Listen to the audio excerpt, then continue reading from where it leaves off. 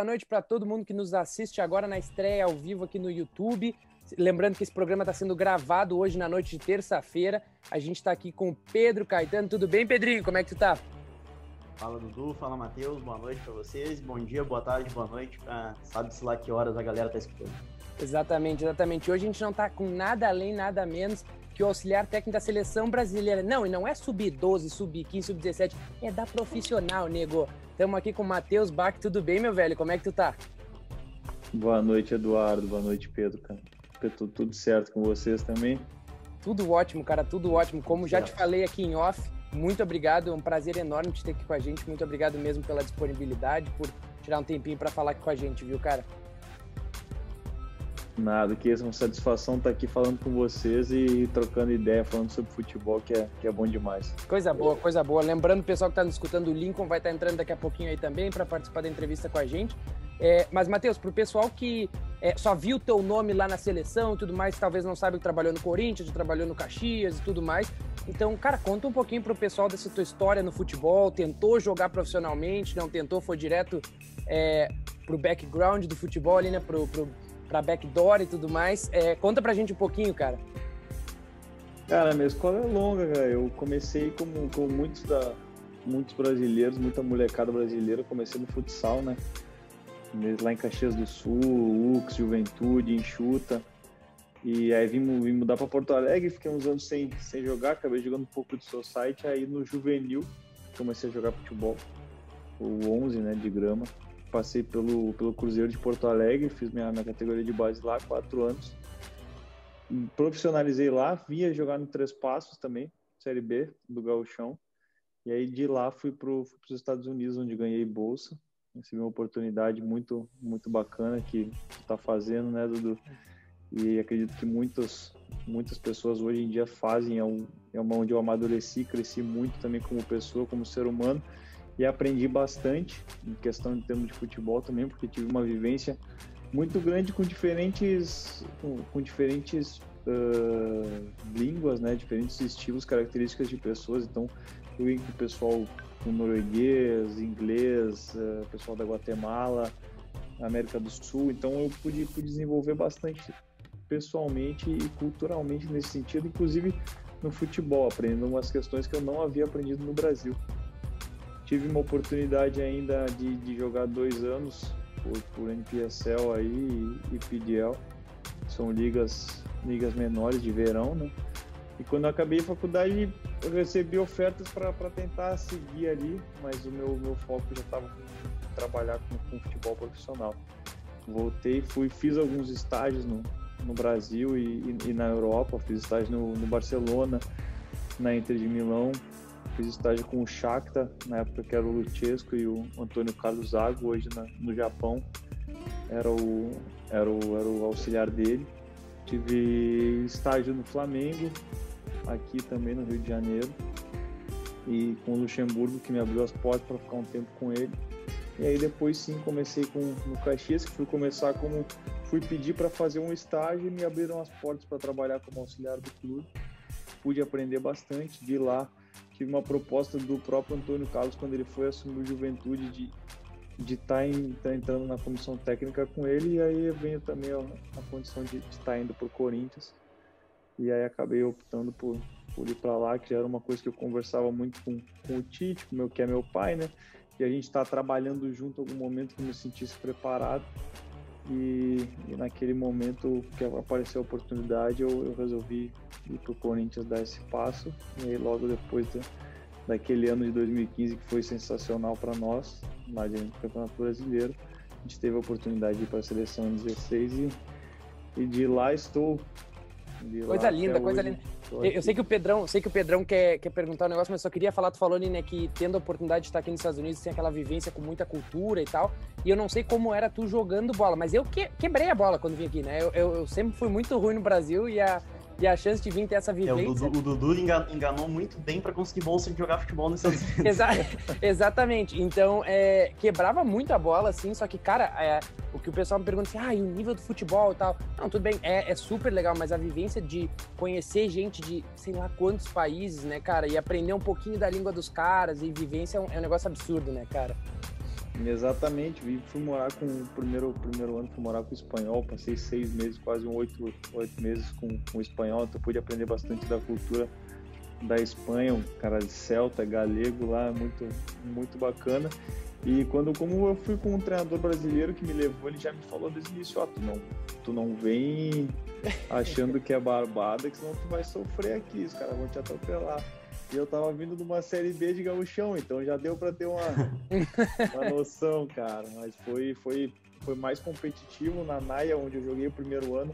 É uma diferença bastante grande entre daqui a pouco tu vai enfrentar 3, 4 escolas que são de um nível muito bom, que vão te fazer um enfrentamento muito bom, e umas escolas de um nível mais abaixo. Depois que eu fui para D2, tive uma oportunidade de ir para uma escola que competiu, a gente chegou à final do Nacional lá, né? E aí lá sim, já é um nível mais competitivo geral, assim, então o jogo já é mais duro.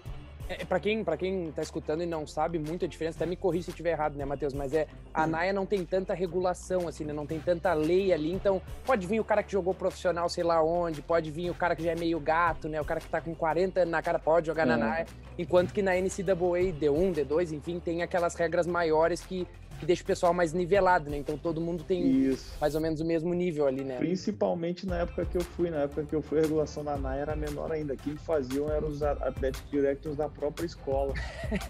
Então, dependendo do atleta que o cara queria, o cara mudava, né? Sim, e tem uma escola para quem já ouviu falar de NAIA, que é Lindsey Wilson, dos Estados Unidos, que é uma escola onde o treinador ele ia e recrutava sub-17, sub-20 da África do Sul, da Nigéria, e levava os caras para jogar na escola dele. Então ele era um pouquinho mais, tinha que correr um pouquinho mais, cara, mas foi muito bom. Coisa linda. Pedrão, cara, vou te passar a bola. E Matheus, pegando esse gancho. Desculpa, Pedrão, só deixa eu apresentar o Lincoln rapidinho. O Lincoln tá entrando aqui com a gente. Matheus, ele faz parte do podcast conosco, trabalhou também com futebol no Rio Grande do Sul, ainda trabalha com futebol hoje fora do Rio Grande do Sul, mas enfim, Lincolnzito e Matheus, prazer pros dois. Boa noite, Lincoln. Boa noite, obrigado. Primeiro o aceite do Matheus que tá falando com a gente, desculpa entrar assim, atrasado, mas tem deslocamentos, né, de um trabalho pro outro, então aquela coisa demora. Mas prazerzaço aí, e assim a gente vai tocando o assunto. Pedrão, desculpa te interromper, vai. Tranquilo, o Lincoln vai ser o cara que vai trazer uma parte mais técnica do futebol. Então, cara, queria puxar nesse gancho que tu comentou ali dos Estados Unidos, que eu tenho certeza que muita gente que nos escuta, que nos assiste, ou tá fazendo esse processo que tu e o Dudu fizeram, ou quer fazer. E quando o Dudu foi para os Estados Unidos, a gente conversava muito sobre o nível do futebol, né? Que tava comentando que é pegado e tudo. E como tu teve essas duas vivências do futebol universitário e do futebol profissional, desde uma Série B do Gauchão até uma Copa do Mundo.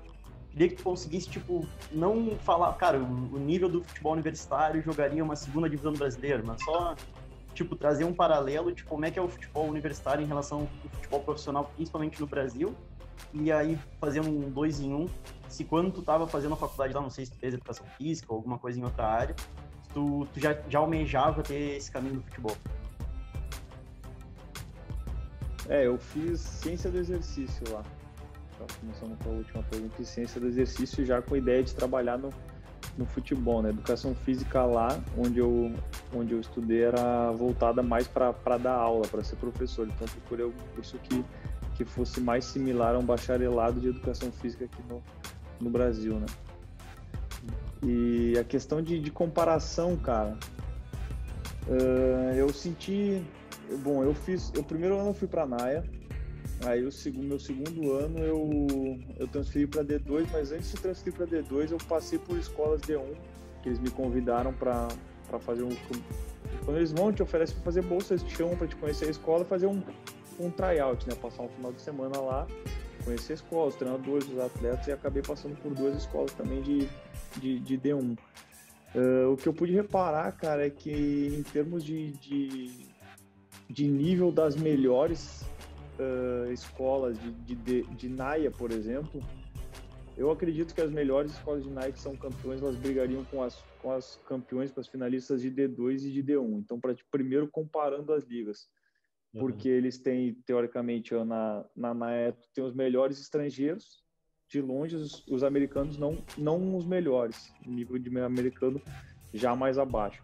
Na D1 da NCAA, tu tem os melhores americanos com alguns estrangeiros que fazem a diferença. E na D2 tu já tem mais estrangeiros com bons americanos que fazem a diferença. O meu time que teve a oportunidade de chegar na final do Campeonato Nacional, nós tínhamos um americano que começava jogando, né? Aí onde eu passei, por exemplo, na NAIA, no primeiro ano, veio um garoto direto do Manchester United, que tinha jogado na base toda no Manchester, e veio jogar com a gente na NAIA para fazer a carreira nos Estados Unidos. Também na D2, meu rapaz que jogava na Noruega, me fugiu o nome, um time grande da Noruega, ele estava jogando Champions League, acabou, resolveu a Champions League da Sub-20, resolveu ir para os Estados Unidos.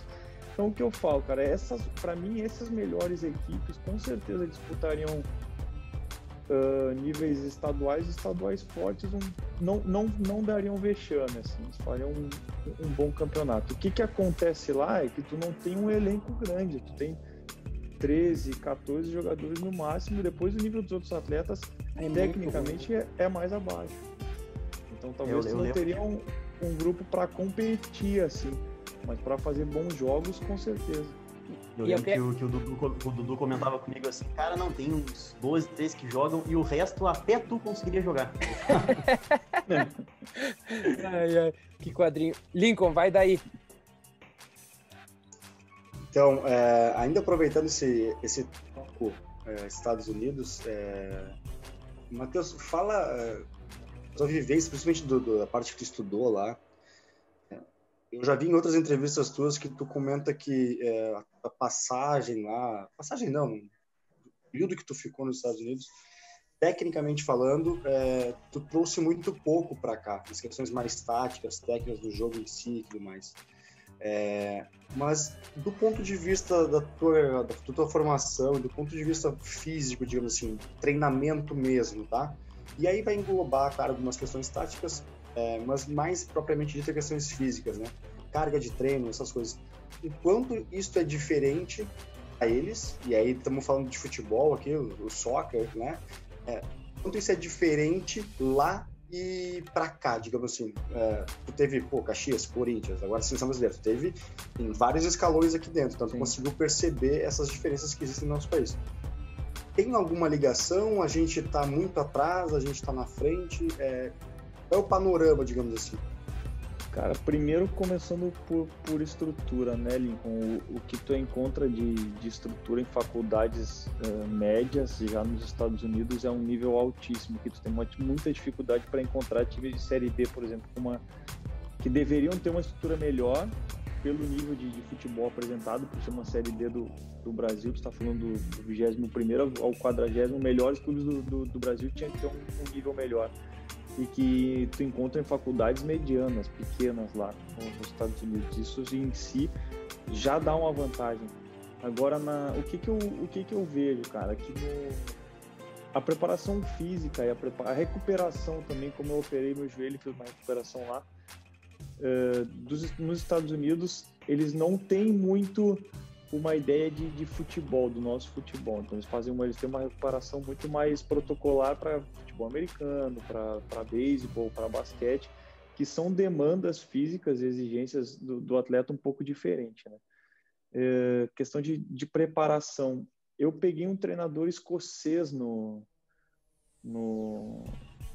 nessa minha segunda faculdade, com o auxiliar técnico dele era francês, então foi muito do que eles trouxeram de quando eles jogaram, eles chegaram a jogar profissional, e um pouco da experiência que eles tiveram nos Estados Unidos. Não peguei. Agora, o que é notório para mim é a capacidade, aí já observando por gostar dos esportes americanos, gosto de NFL, gosto de NBA, então ver o nível de preparação e de conscientização desses atletas para com eles mesmos e para com o esporte, eu acho impressionante, cara. Quando tu vê atletas a gente está falando de 160, 170, 180 quilos, com a velocidade que eles têm, com a troca de direção que eles têm, com a capacidade de manter contato, é incrível. Eu acredito que isso a gente pode evoluir um pouco mais, e uma das coisas que a gente tem conversado bastante aqui na seleção tanto que eu falo muito com o fisiologista, com o preparador físico, o Fábio Maceredian e o Guilherme, é a questão da gente desmistificar um pouco esse sentido de o atleta ganhar massa muscular e ficar lento. Quando tu ganha massa muscular proporcional, tu mantém uma proporcionalidade, tu vai estar perdendo o teu percentual de gordura, não tem por que tu ficar mais lento, não tem por que tu ficar menos ágil, não tem por que tu ficar sem sustentar tanto, desequilibrar. Tudo tem que ser feito com consciência e não dá para querer um resultado imediato, né? Tu sabe que para um atleta profissional jogando, tu vai ter que esperar daqui a pouco um ano e meio para que ele ganhe 2, 3 quilos de massa, mas que vai te fazer uma diferença. Olha o que a gente viu no Bayern, a nossa alegria foi ver o Bayern com os cavalos atropelando todo mundo, fisicamente passando por cima, os caras animal de forte, cara. E tu vê a diferença no nível de enfrentamento, no nível de jogo. Eles passaram por cima do Barcelona muito também por essa qualidade física, por essa intensidade de jogo. E eu acredito que o que acabou dando talvez um ponto a mais para o Bayern nessa pandemia foi esse tempo que eles tiveram de desenvolver o atleta fisicamente. Se tu fala de uma sequência de jogos, talvez eles não teriam esse tempo e esse resultado. E eles conseguiram aproveitar de uma maneira benéfica para eles e que fez diferença aos outros, né?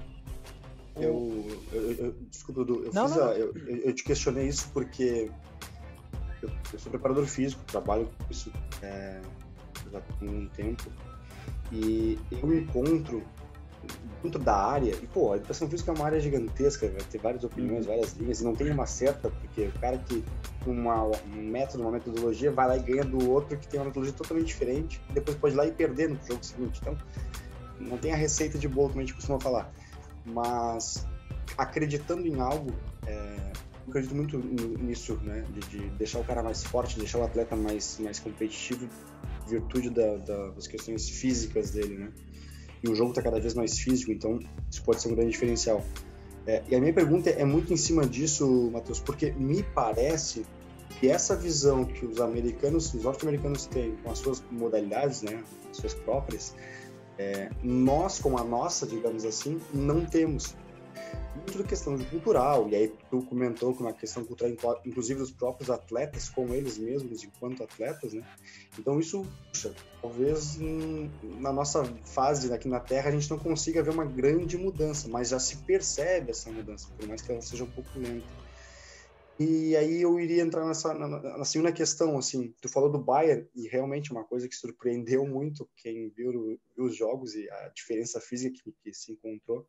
E como é que vocês hoje na seleção veem isso? Porque pega jogador de tudo que é canto, né? Inclusive do país aqui. Eles chegam em questões com variáveis físicas diferentes, com questões de jogo, porque daqui a pouco jogou um dia antes de viajar e tem uma série de diferenças. E aí o Fábio lá tem 2 dias para tentar organizar tudo isso e joga em terceiro, né? Como é que isso é trabalhado? Diferentemente do que a gente está acostumado, digamos assim, num treino dentro de um clube, como é que na seleção vocês encaram isso? Tá bem acompanhando o cara chegar, faz o que quando chega? A gente tem esse acompanhamento direto, né, da minutagem dos atletas. A gente sabe qual é o nível de fadiga, a gente pede para os clubes nos mandarem relatórios também de secar e qual é o nível que eles estão de exigência, os atletas, durante essa sequência. Principalmente a gente diz os 6, 8 últimos jogos, né? Se eles vêm com uma sequência, sempre que eles completam pelo menos 4 jogos seguidos, já nos acendem uma bandeirinha de alerta para tá cuidando. Porém, de qualquer forma, o que a gente faz aqui? A gente não demanda do atleta enquanto ele não tiver 100% de condições de estar no trabalho. Então nós temos essas reuniões todos os dias, antes do atleta chegar. Quando o atleta chegar, ele já faz o secar, faz a termografia, a gente controla ele, a gente passa materiais didáticos para ele, técnicos, táticos, em vídeo, conversa com eles, muitas vezes eles acompanham os treinos se eles não têm essa possibilidade.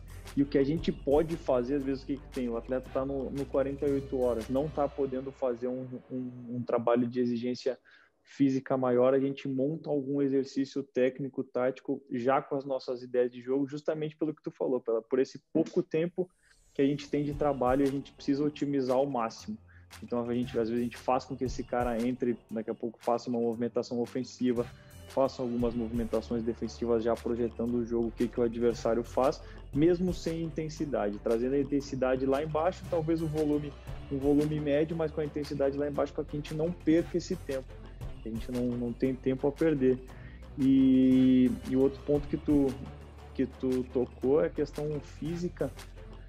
A gente sabe do nível do futebol hoje em dia.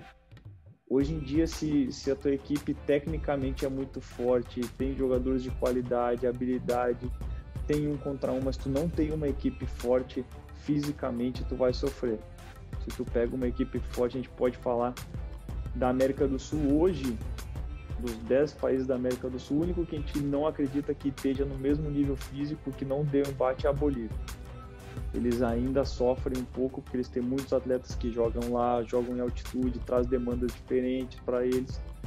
E agora tu pega qualquer outra seleção, tu tem atletas que estão no mundo inteiro jogando, tem ligas Europas. Pô, na Venezuela, eu acredito que 1 ou 2 só estão na Venezuela hoje. Tem jogadores no Brasil que são destaque das suas equipes, tem jogador na Liga Americana, 6 ou 7 estão na Liga Americana. A gente pode falar que a qualidade técnica é um pouco abaixo, mas a qualidade física da Liga Americana é muito alta. Tem jogadores que são expoentes e estão crescendo numa Liga Espanhola da própria Venezuela. Então a gente sabe que fisicamente a gente está muito bem, a gente tem que estar muito bem, a gente tem que estar com uma equipe muito equilibrada fisicamente para que as demandas técnicas se sobressaiam, né, na partida. O Matheus, inclui também a recuperação que tu falasse.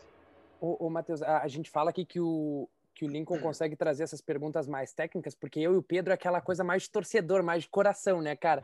Então, voltando ali, bom, tu falou, tu saiu da faculdade, teve a oportunidade de fazer vários estágios e tudo mais, até ir lá pro Caxias e tudo mais, e a minha pergunta é como quem vê o futebol de fora, cara, como é pra ti que até aquele momento somente jogava em níveis, seja ou amadores ou semi-profissionais, né, de tu entrar pra trabalhar com caras que, puta, cara, sei lá, que tu via na TV, assim, né, tipo, de tu ganhar um campeonato brasileiro e pensar, puta, cara, eu fiz parte disso, assim, né, cara, quão louco é isso pro cara que acabou de sair da faculdade, teve a oportunidade de fazer estágio e tudo mais, mas ser parte disso, né, cara? Ser parte de um campeonato brasileiro e depois, hoje, te olhar e ver, puta, eu sou parte da seleção brasileira, cara, sabe? Uhum.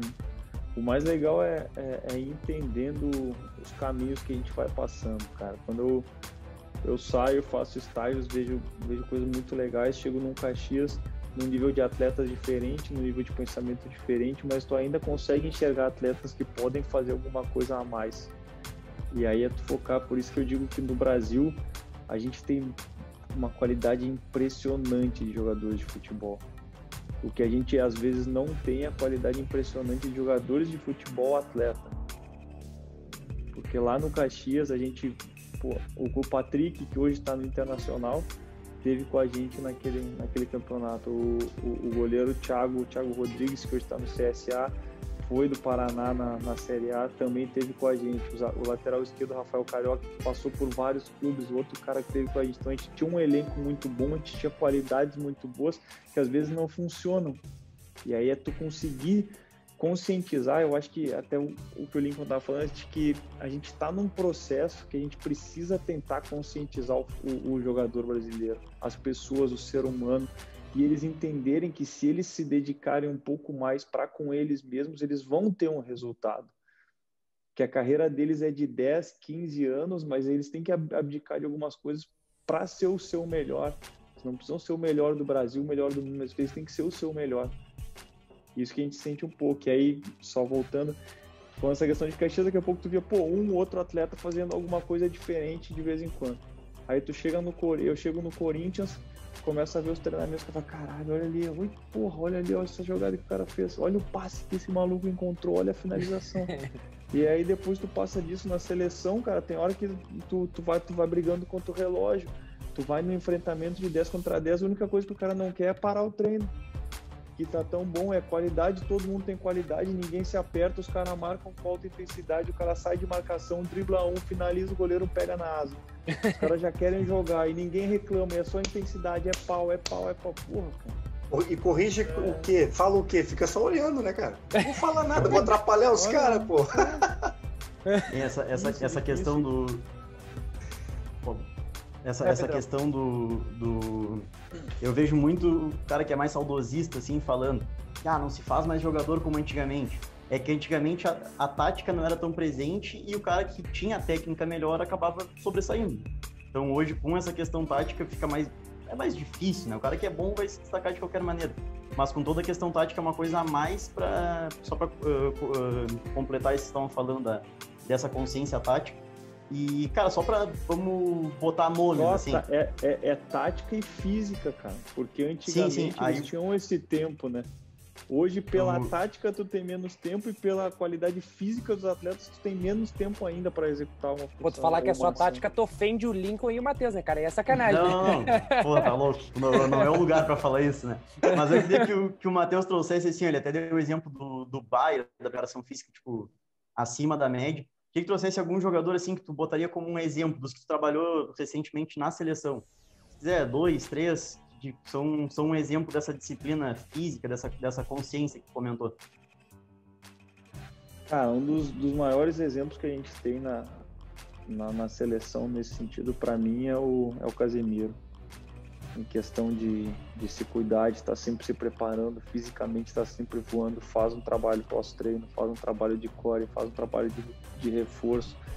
E quando tu tem um atleta do nível do Casemiro que faz isso, campeão de Champions, para mim o melhor volante, primeiro homem do mundo hoje em dia, e tu vê ele chegar na seleção e fazer isso, é muito bom para os outros garotos que passam lá e chegam e olham, pô, olha esse cara fazendo isso, o que ele faz, por que ele continua fazendo e faz.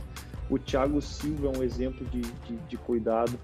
Ele hoje, um cara de 35, 36 anos, jogando no nível que ele joga, com o nível de força que ele joga na Premier League. Ele fala, tava jogando no Campeonato Francês, ele chega lá, todo jogo ele é melhor jogador em campo, ele acaba com o jogo, traz um equilíbrio, mais a inteligência que ele tem. É outro exemplo. O Coutinho agora, nessa volta do Bayern, ele voltou com 3 ou 4 quilos a mais de massa muscular, baixou o percentual de gordura, e tu vê a resposta dentro de campo desse atleta nos trabalhos, e tu sentir que ele se conscientizou e incorporou isso para a carreira dele. Um Arthur na Copa América, quando chegou, percebeu a rotina que o Casemiro tinha, começou a acompanhar, começou a acreditar nisso, começou a implementar algumas coisas, a gente fez os ajustes. Para mim, o nível que o Arthur chegou na Copa América, ele está voltando a jogar, que antes havia sido, para mim, o melhor que eu vi ele, assim, em termos físico-técnicos, no geral. Então, tu tem alguns atletas que são exemplos como esses, alguns que eu te falei, alguns que entram nesse exemplo, como um Arthur, como um Coutinho, que o ambiente ou que pessoas conseguem influenciar para que eles cresçam, mas o importante é que a gente tenha cada vez mais desses. Não que os outros não sejam, mas esses caras tenham um cuidado a nível ainda superior.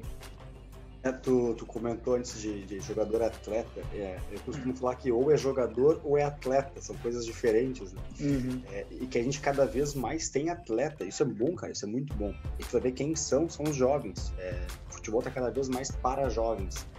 Então se o atleta, sobre os 30, quiser se manter em alto nível cada vez mais, ou ele se cuida, como por exemplo desses que tu deu aí, principalmente o Thiago, que já tem essa idade, o Casemiro tá com 30 por aí, próximo a isso.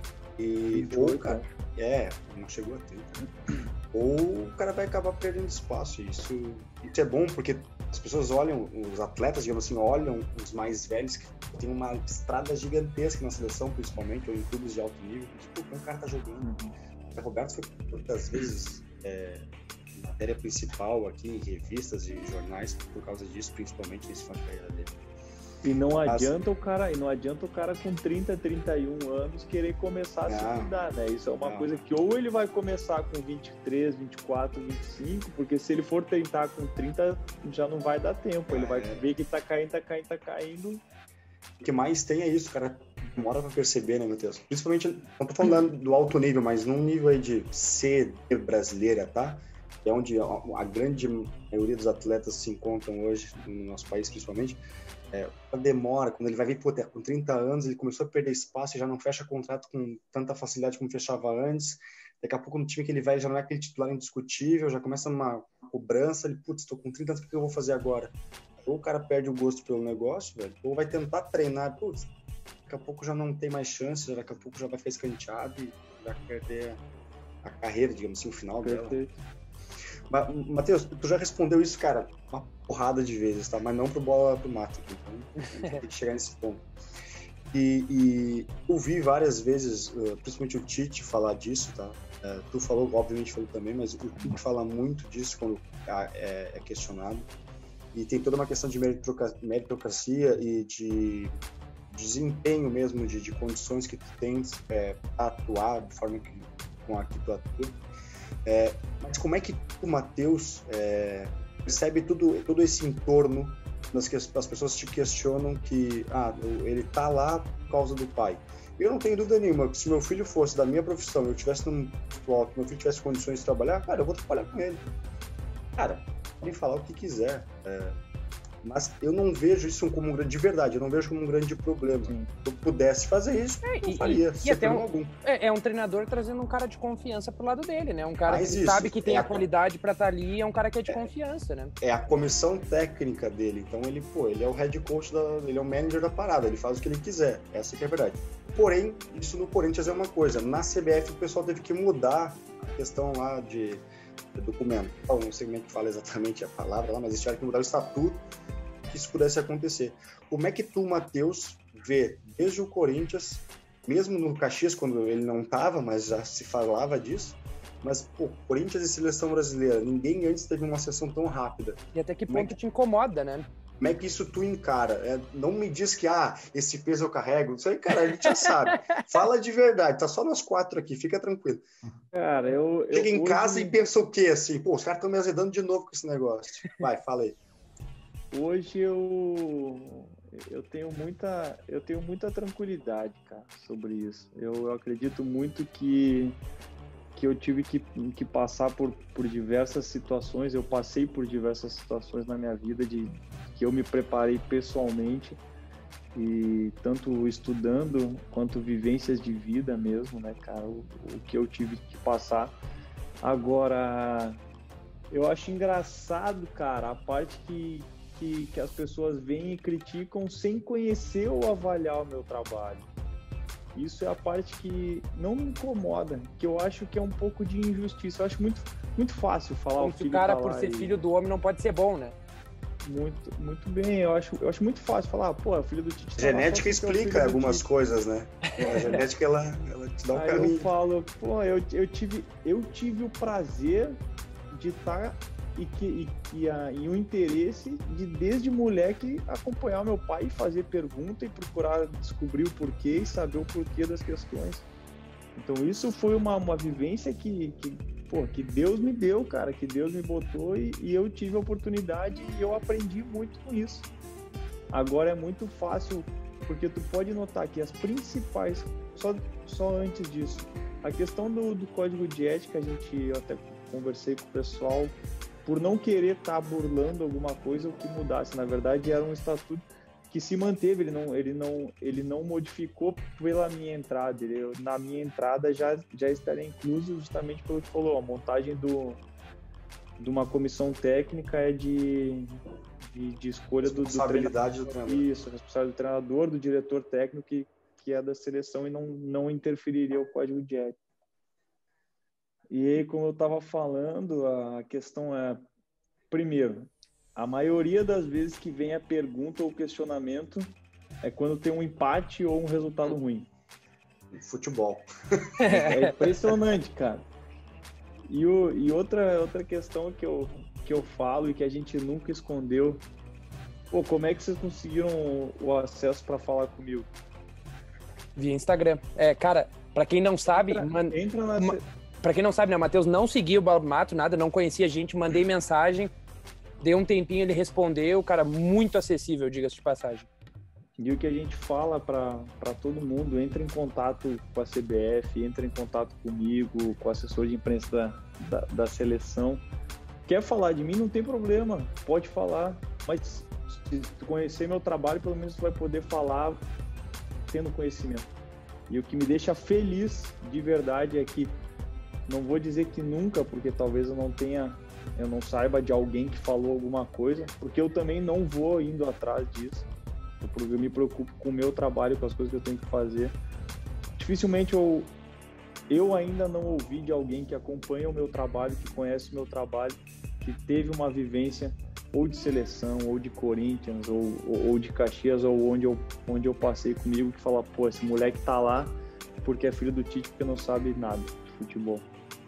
E isso é o que me deixa mais confortável, porque eu não tenho nada para esconder, tenho conhecimento das minhas capacidades, sei que as pessoas ao meu redor sabem das minhas capacidades, e sei que tem pessoas que, se vissem que fosse alguém que não tivesse fazendo algo produtivo, iam se manifestar.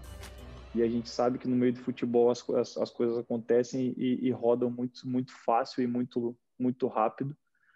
Então, o que eu falo para as pessoas só que tomem cuidado para não... Porque hoje em dia no Brasil e no mundo é muito fácil atingir as pessoas, né? A gente procurar atingir as pessoas sem conhecimento. Então, se procurar se informar, eu tenho canal aberto de comunicação para falar com as pessoas. Então, qualquer um que chega com uma conversa de um nível bom, a gente bate papo, pessoas me perguntam, me indagam no Instagram, quando me encontram fazem perguntas, não tem problema algum de responder. E se aí sim tiver o seu conceito sobre mim e continuar com essa impressão, faz parte, e acredito que esse é o livre-arbítrio, né? E talvez até por ser filho do homem, né, cara, tem uma responsabilidade muito maior do que se fosse sei lá, eu, né, se sou eu, vou lá, faço uma merda, digo, pô, professor, desculpa aí, e vai lá e desculpa. Agora, se é o filho do homem, né, cara, é mais complicado, né, cara? Talvez cara, até te cobre mais. Exato. Eu tenho que me preparar todos os dias para ser melhor e para responder a ele todos os dias, desde que eu comecei a entrar na questão do futebol, tendo ele como um exemplo e como um ícone do futebol como treinador e de trabalho, não só ele, mas a comissão técnica, porque eu admiro muito ele, o Fábio e o Kleber, que são os caras que fizeram um trabalho enorme em muitos clubes e cresceram demais. Então eu tenho que... a minha responsabilidade é que eu não decepcione eles que acreditaram em mim, que acreditaram no meu trabalho. Então o que vem de fora, vem opinião, principalmente de quem não me conhece, pouco importa. E eu acho que o mais legal de todo o processo, e cara, é legal, eu te fiz a pergunta por tu falares isso, eu já vi várias vezes falando sobre isso, pra mim tá muito claro, assim, mas como eu falei, bola pro mato foi a primeira vez. Pois é, e na verdade era uma pergunta que eu tinha, assim, porque como tu falou, né, cara, muita gente fala sem entender, e era o que eu queria saber, assim, porque, cara, como a gente escuta o pessoal falando e vai em site aqui, site ali, mas... Vai falar normal. Realmente... Exato, né? Vai chamar atenção. E outra, já chamou atenção uma hora, não sei se vai acontecer um dia, mas um dia talvez pare isso.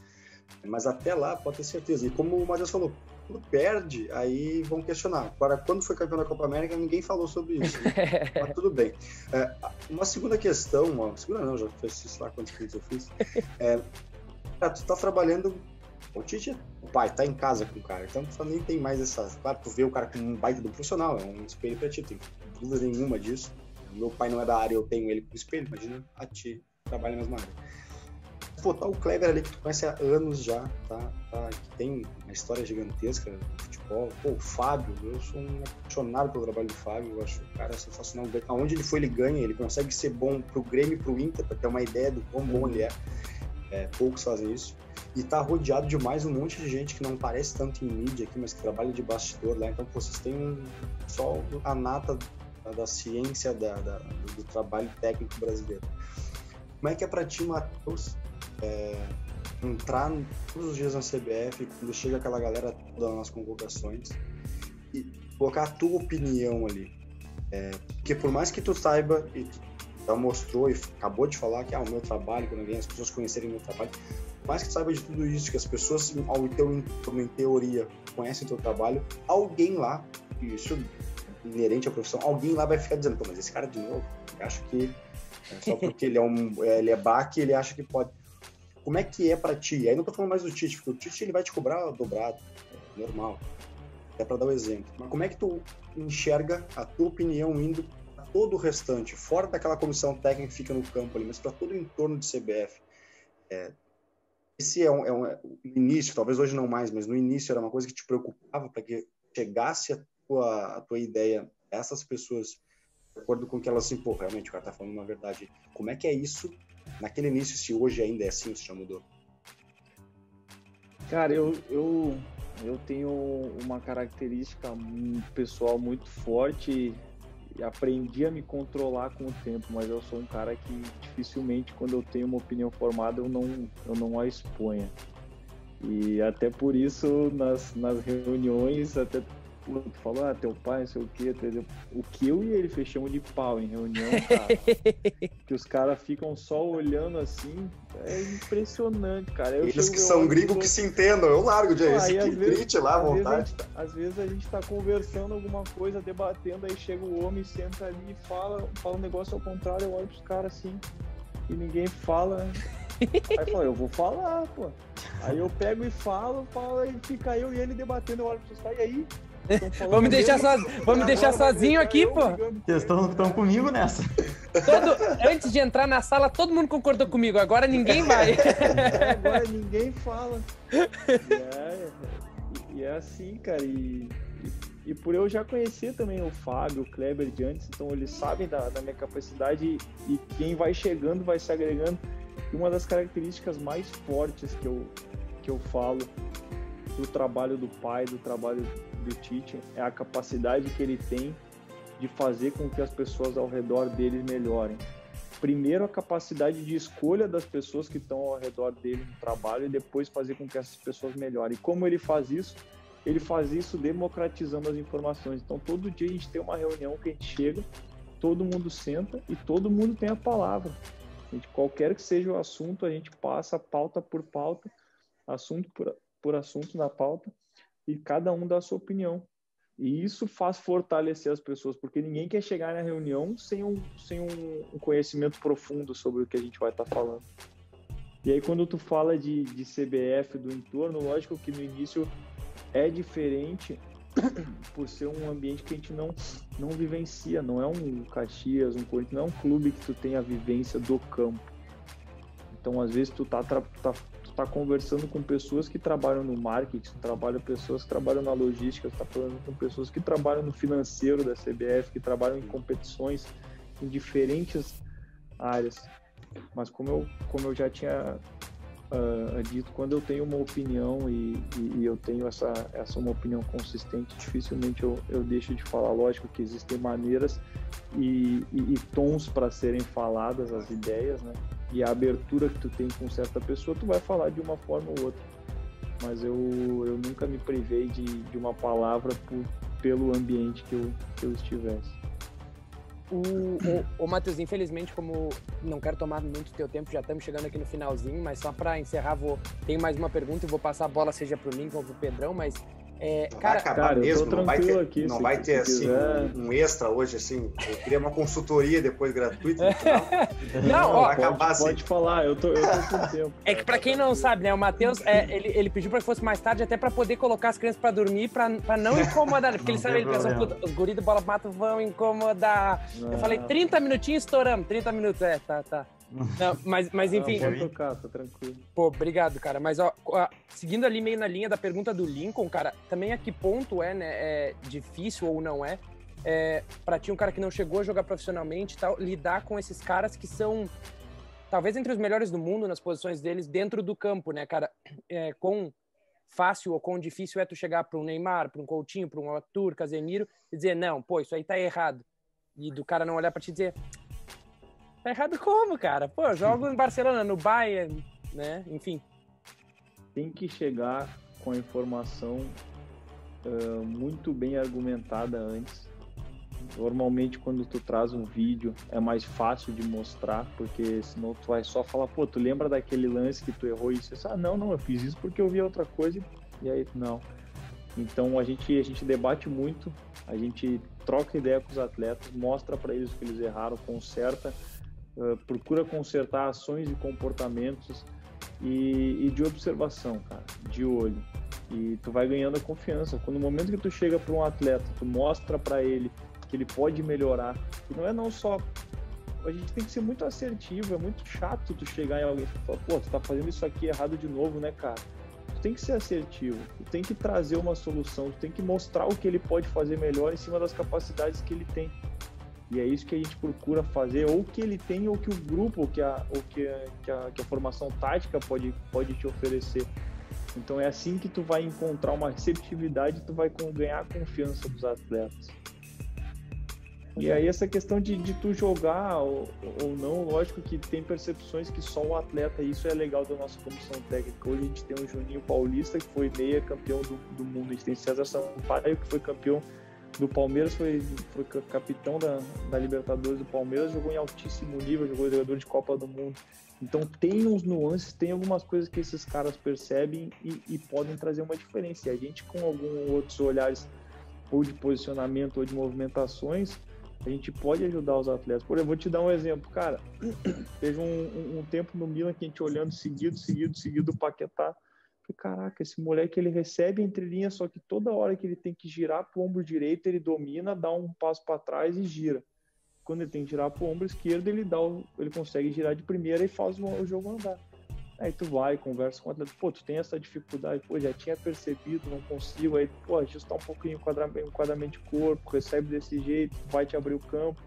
Então, assim, e são diversas questões que quando o atleta, primeiro, confia em ti, te dá a abertura e tu faz ele crescer, principalmente quando tu trabalha com a verdade, porque a gente sempre fala, se é bom ou se é ruim a informação, mas se é a verdade, eles vão comprar.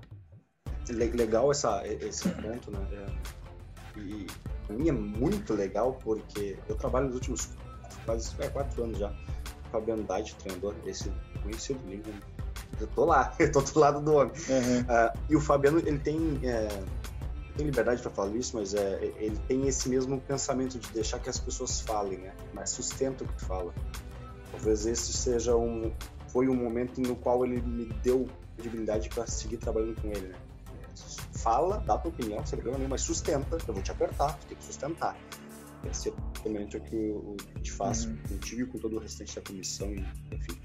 E essa questão, ela é com o jogador também, né? Essa relação de confiança com o atleta, aquele treinador faz com que o atleta se sinta parte do todo do processo. Se daqui a pouquinho, por algum motivo, o atleta não se faz parte, automaticamente ele vai acabar saindo, ele vai acabar não seguindo a mesma linha. Perfeito. Um time que foi campeão da Copa América, tu acredita, e agora falando bem de seleção mesmo, os clubes lá, no alto nível, mais alto nível ainda, do time da Copa América, tu acredita que essas coisas elas aconteceram e por isso se chegou ao título, e daqui a pouco lá na Copa do Mundo, claro que teve uma Bélgica no meio do caminho, vai falar o que é dos caras, óbvio, né? Não vai tirar o mérito, mas daqui a pouco lá naquele momento isso pode ter acontecido, por exemplo, não estávamos todos na mesma direção, não estávamos todos acreditando naquele objetivo, naquele trabalho, enfim. Tu acha que pode ter acontecido alguma diferença, mais que os grupos sejam semelhantes, no processo, no percurso? Cara, é difícil tu avaliar e comparar assim, detalhes finos do grupo, principalmente quando tu perde um e ganha o outro, né, cara? Esse é o futebol, quando ganha tá certo, quando perde não tem nada certo. Esses grupos tinham muitas coisas semelhantes e vou te dizer, tem sim algumas diferenças, alguns detalhes que a gente percebeu, alguns detalhes comportamentais, inclusive nossos de comissão técnica, por termos tido uma experiência de Copa do Mundo, tu chegar numa Copa América já com uma experiência de competição, de confinamento, também nos fez evoluir e saber lidar melhor com algumas situações ou conduzir melhor algumas outras situações, apesar de termos passado por uma situação inesperada, que foi a questão do Neymar, né? Acho que ninguém nunca esperaria, mas e algumas outras diferenças também que que a gente notou, mas que essas aí a gente vai guardar para nós mesmo. A gente consegue. Fica tranquilo, cara. Os belgas, os franceses, os alemães não estão nos escutando. Não, mentira. Depois do Dudu tira o gravando ali, a gente resolve isso. Argentino pode estar escutando, né? Mas tem a parte de amadurecimento também da comissão técnica, eu acredito que faz uma diferença também, Lincoln, tanto na questão fora quanto dentro de campo, porque uma competição pela seleção é uma coisa única e diferente, e tu ter experiências que te tragam na bagagem para te alcançar essa tua memória, elas ajudam. Vai, Pedrão. E, Matheus, todas as experiências que tu tá trazendo, os nomes que tu citou, que tu lida, essas situações que tu tá sendo exposto, te credencia para virar treinador. Não sei se isso é uma vontade, se tu tem isso, projeta isso mais para frente, que tu já deve ter sido questionado disso, né? Não sei, compartilhar um pouco o que tu imagina disso. Não, meu objetivo como carreira, meu objetivo pessoal é ser treinador. Com certeza, eu hoje me entrego ao máximo para o que eu faço, mas sem esquecer que o que eu quero pessoalmente ainda tá lá na frente. Vou procurar sugar ao máximo o que eu posso absorver ao máximo dessas experiências que eu tenho e mais para frente procurar seguir o meu caminho também. O Hepta vem com o Matheus. Não, o Hexa também, pô. O Hexa o Hepta vem no comando do Matheus. Vamos certificar. Pedrão, eu sei que você tem que sair. Vai que é tua, não se sinta culpado. Beijo no coração. Matheus, desculpa que eu tenho compromisso, tenho que sair aqui, mas segue a resenha aí. Obrigado pela Pedrão. Valeu, Pedrão. Um abraço. Valeu. O Matheus está tendo, digamos assim, a melhor pós-graduação, não é nem uma graduação, é a melhor pós-graduação do futebol possível, né? O cara tem em casa o treinador da seleção brasileira, ele vai pro trabalho e ele encontra o cara de novo, saca? É a longo prazo, assim. É certo que uma hora o Tite vai ter que parar de trabalhar, vai ter que aposentar. Agora vai tu, vai. Agora já fiz tudo, agora se vira, velho, saca? Vê se tu aproveitou o tempo. Sensacional. Não, uma hora vai acontecer, não tem como. Vai seguir tu vai ser o head coach e as ações e as tomadas de decisões vão cair todas em ti, com certeza disso. É inerente, não tem como. E, o Matheus, olha só, eu fico falando do tempo, cara, porque eu vejo aqui quanto tempo nós já estamos te incomodando e eu fico pensando, coitado do homem, cara, tá com mulher em casa. Mais 15, uma hora vai fechar, todo mundo faz uma hora, Matheus vai fazer uma hora, 9h30, 10h30.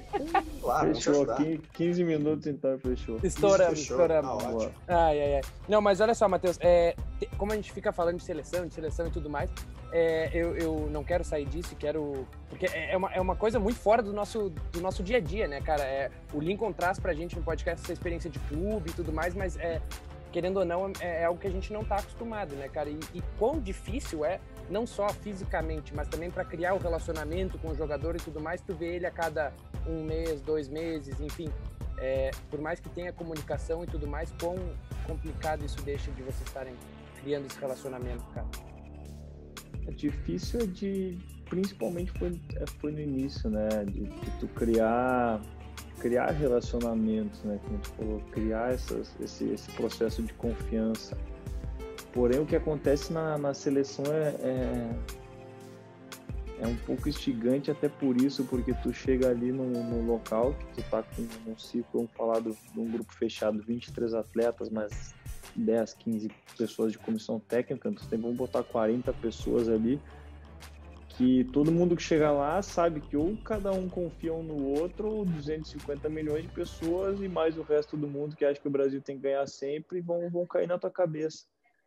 Então acaba sendo um pouco mais, não mais fácil, mas um pouco mais bem recebido assim as pessoas. E quando tu já entra com um approach de confiança, que foi uma coisa que a gente bateu desde a primeira reunião que a gente teve quando a gente assumiu lá no Equador, a gente chamou todos os atletas, chamou a staff, todo mundo sentou e a gente falou e pediu a palavra de todos, e demonstrando que a gente ia estar ali de braço aberto, de coração aberto, de peito aberto, para que cada um pudesse expor o que pensa para ajudar a seleção, para fazer com que a gente trilhasse um caminho bonito de lá para frente. Eu acredito que aí já fez com que eles entendessem que a gente estava ali para agregar, para somar e de verdade. E aí, em cima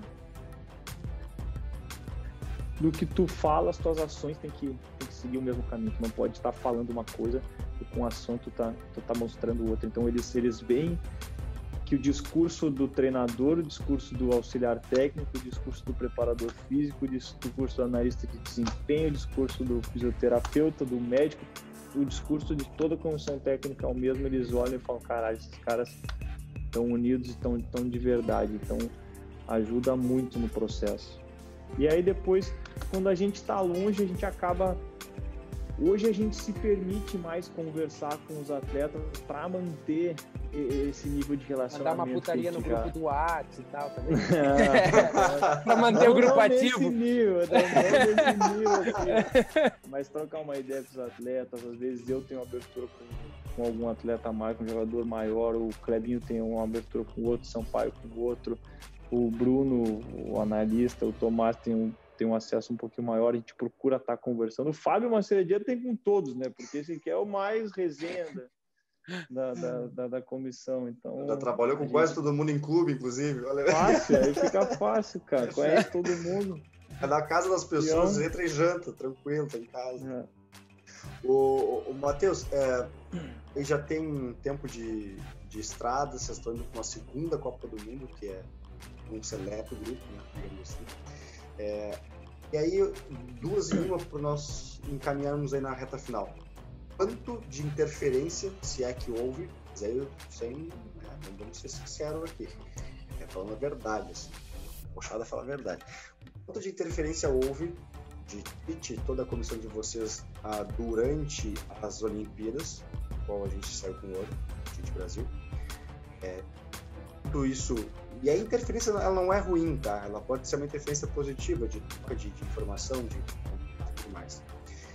Depois disso, se já quiser embalar, segunda Copa do Mundo, vindo de um título agora, tá? Mais 2 anos, 1 ano e meio aí pra gente estar numa Copa do Mundo de novo. Quantas coisas diferentes, não me lista, obviamente, mas são os comportamentos principais que vocês têm de diferente do que vocês já vinham fazendo, principalmente da primeira Copa do Mundo? Cara, a questão das Olimpíadas, a gente teve uma reunião com o Micali, a comissão técnica, antes das Olimpíadas, para a questão de nomes. Era mais eles passando os nomes que eles iam convocar de dúvida e nós dando uma ou outra opinião em algumas questões que eles tinham de dúvida. Durante as Olimpíadas, o Kleber teve o trabalho inteiro junto com o Amadeu, com o Odair, com a comissão técnica. Ele esteve acompanhando e sei que ele conversava com eles durante o trabalho, mas não teve interferência mais assim de Tite, de Matheus, da gente, de Silvinho, que estava na época. Nós ficamos voltados bastante ao nosso trabalho. E aí, o nível de interferência que teve do Kleber é difícil de eu falar para ti, até dele falar. Acho que quem mais pode falar são os integrantes da comissão efetivamente que estavam no trabalho, que, de repente uma palavra que ele fez, que ele deu, ajudou em certo momento ou não, né? Mas nós não tivemos nada de ligação, assim, teve essa ligação, falou para fazer isso. Não, nada nesse sentido. Questão de Copa do Mundo e competição, acredito que entendeu os tempos, uma das características, os tempos de substituição, os tempos de optar por atletas, mas eu tenho comigo que uma das coisas que a gente não teve na última Copa e a gente vai ter nessa próxima são variações táticas e opções. No momento que a gente chegou para classificar para a Copa de 2018, a gente chegou num momento muito difícil da seleção. Estava fora da zona de classificação, ia pegar o primeiro colocado, Equador, na época no Equador, que não ganhava, se não me engano, há 20 anos. Trazendo nomes novos, Gabriel Jesus, de 9 do Palmeiras para 9 da seleção, nunca sendo antes convocado, num processo diferente, a gente começa a engatar uma série de vitórias e consolida uma equipe para chegar numa Copa do Mundo, né? A gente não tem tempo Até as eliminatórias que vocês fizeram depois que chegaram criou uma expectativa muito grande, né, cara? De não, é mudança e vamos ser campeão e é que já era. E aí a gente, querendo ou não, a gente chega na Copa do Mundo sem ter testado muitas outras opções por nós querer dar uma sequência para uma equipe que a gente já conseguiu formar. E quando a gente vem nesse momento de eliminatórias, com o Renato Augusto num excelente momento, com o Coutinho do lado num excelente momento, com o Paulinho num excelente momento, Gabriel num bom momento, quando a gente chega, o Ney num bom momento, quando a gente chega na Copa do Mundo, Renato machucado, Paulinho vivendo um momento de oscilação, Neymar voltando de lesão, Coutinho estão num momento de oscilação e o Gabriel na seleção passando pelo seu primeiro momento difícil na carreira na seleção, porque desde que ele tinha chegado na seleção é muito fácil, o garoto, vai bem, e tá bem, a gente sabe como a cabeça humana funciona, tu tá bem, tu tá confiante, as coisas acontecem naturalmente. E aí tu passa o primeiro momento de dificuldade numa Copa do Mundo, é difícil, é complicado. E a gente não teve um tempo hábil antes de montar e criar opções nesse sentido. O que esses 4 anos estão nos dando, esses amistosos pós-Copa do Mundo, essa preparação que a gente encontra uma maneira de jogar no último jogo contra a República Tcheca e a gente leva para a Copa América essa ideia que a gente encontra no segundo tempo de uma partida, vamos mudar e vamos fazer assim. Se a gente tivesse o Neymar, a nossa ideia seria parecida, de mudar de um 4-4-1 para um 4-4-2 com um mecanismo um pouco diferente. E aí na competição a gente vai adaptando esse mecanismo. E aí a gente consegue ser campeão, então a gente já cria hoje nós temos 2 maneiras de jogar. A gente joga os 3 primeiros jogos no 4-1-4-1 para chegar contra o Uruguai e fazer um pequeno ajuste para estar fazendo praticamente um 4-2-4, 4-4-2. Então a gente começa a criar variações com atletas que nos potencializem nessas diferentes variações. Hoje a gente tem um Arthur num excelente nível, a gente tem um Paquetá voltando a jogar muito bem lá no Lyon, tem um Bruno Guimarães, tem o Fabinho num excelente momento, tem Casemiro, tem Alan que vai pro Everton e está arrebentando, tem o Gerson fazendo um Campeonato Brasileiro extraordinário de novo. Tu tem muito potencial no meio campo que antes nós tínhamos o Fred, que volta a jogar e são expoentes do Manchester United. Outro dia eu vi Manchester United e Manchester City, o Fred acabou com o jogo, o Fred foi melhor em campo. O Fred, quando a gente chega na Copa do Mundo, tá arrebentando nos treinamentos, machuca. Aí a gente perde Fred e Renato nos treinamentos para recuperar isso para a Copa do Mundo. Então são processos que hoje a gente já tem uma rodagem maior desses nomes, tem uma rodagem maior de atletas. Hoje nós temos Vinícius Júnior, temos Rodrigo, temos Cebolinha, Richarlison. Então a gente tem mais opções, mais nomes e mais opções táticas para nos dar a resposta. Imagina o cara na seleção, que ele pode fechar o olho e escolher o nome que ele quiser, tem esse problema. É que o Avenida, nós tínhamos que ganhar todos os jogos. Não interessa. Do Corinthians, perdeu pro Corinthians, sacanagem. Mas assim, Dudu, vou tomar conta. Tá? Depois tu fala com ele aí no privado. Dentro disso que tu falou, durante a Copa do Mundo, o Tite já tinha falado isso várias vezes, né? Principalmente essa questão de momento de substituição. Isso é uma coisa que às vezes tá de fora, como é que não se liga? Tem que ali trocar. É óbvio que tem que mexer. Parece que é fácil, vai ali e troca, né? Botar eu boto, tirar eu tiro quem? Aquela velha história. Mas perdeu pra Bélgica. Pós perda de partida. Foram analisar, obviamente. Me fala deste jogo, quanto ele mudou o pensamento de vocês e o que é este jogo específico, daqui a pouco vocês foi aqui que nós perdemos o jogo. Teve isso? Acharam o porém da situação? Cara, tem algumas situações, né? Primeiro, uma é a questão que só o futebol te traz, né? Que é o imponderável, que a bola do Thiago bate na coxa dele e dá na trave, e a outra o cara desvia no primeiro pau, dá no Fernandinho e entra. Aí passa 6 meses, tem o mesmo lance no City, ela dá no Fernandinho e vai na mão do Ederson. O mesmo lance, igual. E aí depois umas questões, no segundo gol nós tivemos 4 oportunidades de matar a jogada num contra-ataque, numa transição, que a gente entende que tem, que a gente sabia na época e sabe, mas hoje reitera mais ainda. Tem equipes que vão trabalhar em transição. Aí isso é uma coisa que deu nós jogando contra Senegal e Nigéria, 2 equipes de transição fortíssima. A gente chegou no momento que os atletas falaram, cara, a gente tá sofrendo, os caras estão no contra-ataque, a gente tá sofrendo. Falta tática, atropela o cara. A gente não conseguiu roubar na pressão pós-perda, faz a falta, não tem problema. Vamos defender com os caras de frente. Porque tem momentos que não dá para te encarar, isso é um outro aprendizado. Hoje, como a gente, da maneira que a Bélgica se portou no segundo tempo, se portou praticamente na partida inteira, talvez algum ajuste tático, de tu ter um homem a mais no entre linhas, de tu ter um homem a mais dentro da área, para que os teus externos tenham uma liberdade um pouco maior para enfrentar um contra um. Então, tanto numa evolução tática como equipe, da seleção, da comissão técnica, mas também é difícil falar daquele jogo e daqui a pouco falar, pô, eu vou botar um outro 9 dentro, vou botar um outro beirada, e a gente cria a mesma coisa que a gente criou, porque a gente criou pra caramba. Até hoje, às vezes eu vou dormir e ainda sonho com aquela bola do Renato Augusto ali que era pra entrar, cara. A gente teve uma conversa, vou contar uma história pra vocês, cara. O Renato Augusto tá recuperando da lesão que ele tá pequena, lesão que ele teve na preparação. E a gente tá no CT do Tottenham. E ele tá fazendo com o Fábio, né? Trabalhinho vai e dá a bananinha, dá o pique e dá a bananinha. Aí eu tô atrás, tô olhando, aí ele vai dar uma bananinha da entrada da área na meia-lua, assim, no cantinho. Eu falei, caralho, essa é a bola que vai classificar a gente nas quartas de final. Eu falei pra ele, se for Matheus, se acontecer isso aí, eu vou dar a volta olímpica de sunga. Eu falei, então eu vou contigo, azar, não tem problema. Cara, a bola que apareceu contra a Bélgica foi do lugar que a gente conversou. Ele bateu pra fora.